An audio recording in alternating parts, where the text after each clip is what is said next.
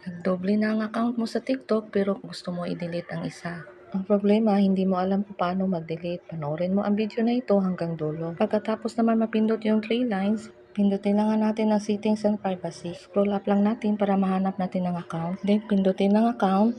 Then hanapin natin sa ibaba ang delete account. Pindutin na nga po natin yan. Kung napindot na, hintayin lang natin din naglo-loading sa akin. Then click delete account permanently. Then dito naman guys, kailangan nating sagutin. Din sa akin, I have multiple account ang pinili. At depende na din sa inyo kung ano ang pipiliin nyo. Then click confirm. Then ito na ang makikita natin. Kailangan lang nilagyan ng check. Then i-confirm na nga po natin. May next pa tayong gawin. Hintayin na nga po natin. Then naglo-load pa.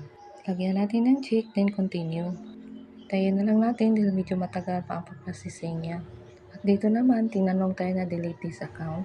Dahil gusto nga po nating i-delete natin, continue nga. Then hintayin na nga natin ang verification ni TikTok. At dito dahil nakakonect siya sa Facebook, i-connect ko lang muna sa Facebook. Huwag lang muna i-cancel dahil medyo katagalan ang pag-loading niya. Dahil na automatic connect na sa Facebook at ayan na lumabas na ang delete account. Pindutin ko lang ang delete account at i-final delete ko na lang siya. Nang ma-delete na ang isang account, automatic na siya nag-login sa isang account pa. At yun lang guys, kung nagustuhan niyo ang video na ito, paki-follow, like, and subscribe for more new videos tutorial. Maraming salamat!